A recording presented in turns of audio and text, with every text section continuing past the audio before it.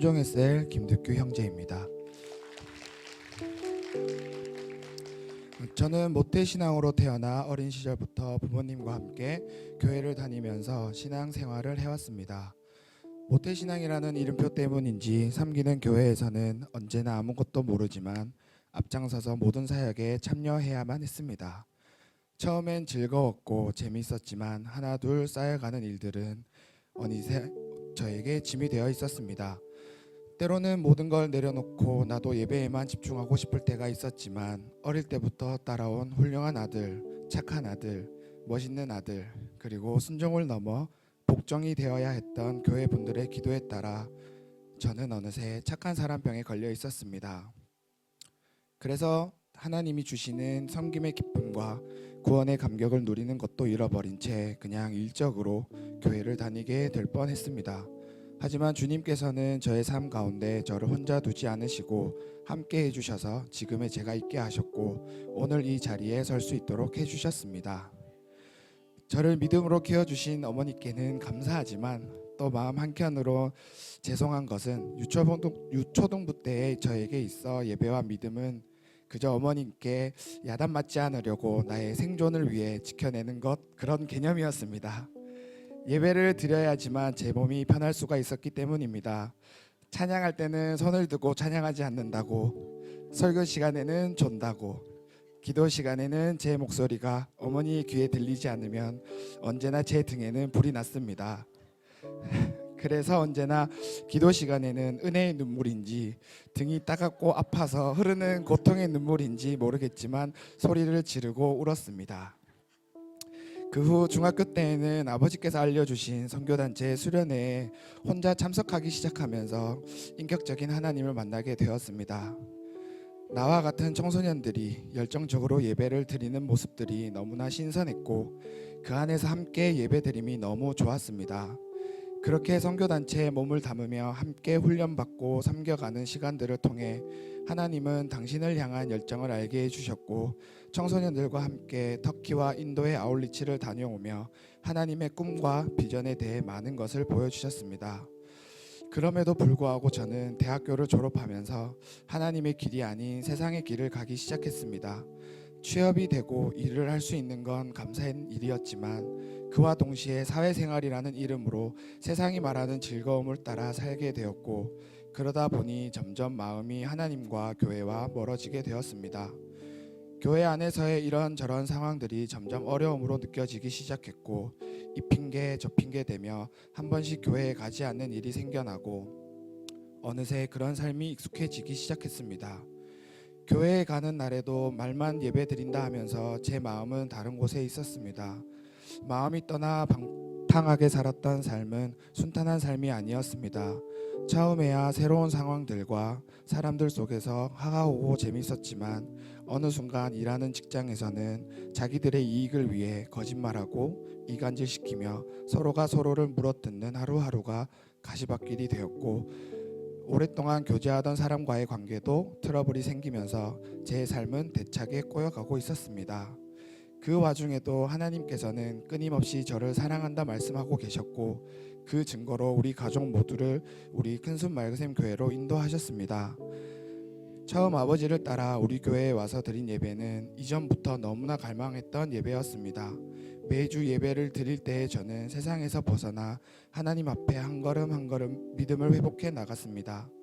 예배를 통해 하나님을 향한 믿음과 사랑이 조금씩 회복되는 쯤 행복 모임을 하자고 했습니다.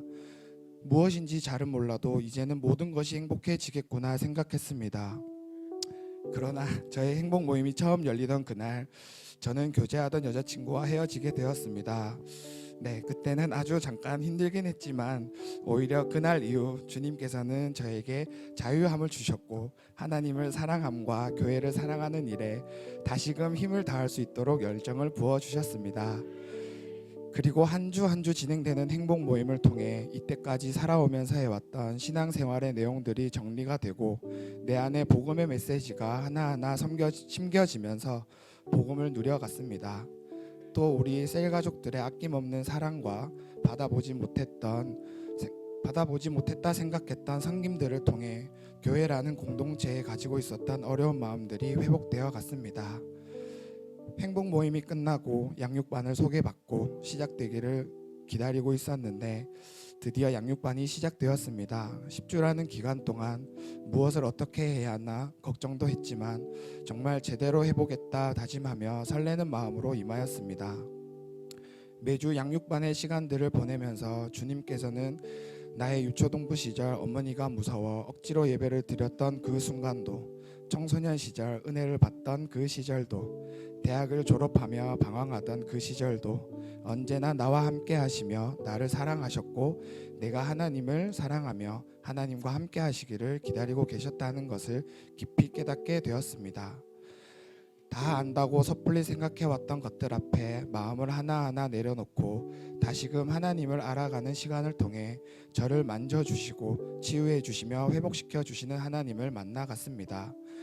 나를 살리신 구원의 확신, 사죄의 확신, 언제나 함께 하심을 나타내 주신 기도 응답의 확신, 인도의 확신, 승리의 확신, 성령 충만의 삶, 수레바퀴의 삶, 큐티, 행복 모임 등 교회를 다니며 어떻게 신앙생활을 해야 하는지에 대해 하나하나 배워가고 채워가며 지식이 지혜가 되고 믿음이 더욱 단단해짐을 느꼈습니다.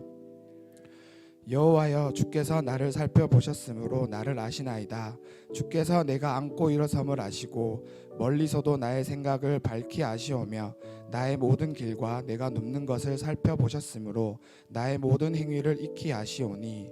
시편 139편 1절에서 3절 말씀. 아멘. 누구보다 저를 가장 잘 아시는 하나님께서 양육이 있는 우리 교회로 인도하셔서 신앙의 방황을 끝낼 수 있게 해주심에 감사드립니다.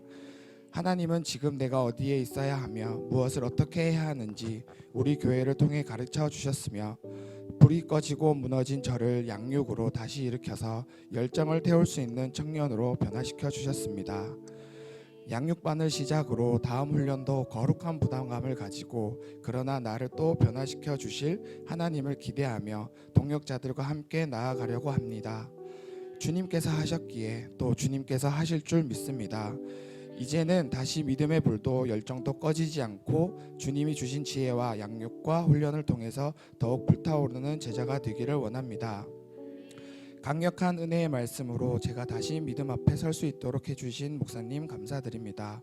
뜨거운 열정으로 예배드리고 하나님 앞에 나아가는 것을 몸소 보여주시고 가르쳐주신 목사님처럼 저도 더욱 뜨겁게 하나님과 교회 앞에 서는 열정의 제자가 되겠습니다. 33년 동안 하나님께서는 멀리서 하늘에서 바라보고 지켜만 보신 게 아니라 저와 모든 것을 함께 해주셨습니다. 새롭게 시작된 2022년 34살의 저는 더 이상 혼자가 아닙니다. 우리 교회와 함께 하나님 이끄시는 대로 새 일을 행하시는 하나님을 바라보며 나아갈 것입니다. 많은 유혹들이 있을 것이고 또한 방해가 있겠지만 함께하는 우리 교회가 있기에 담대히 나아갈 것입니다. 저를 살려주시고 언제나 저와 함께 하시며 끝까지 가장 선한 길로 이끌어 주신 하나님께 모든 감사와 영광 올려드립니다.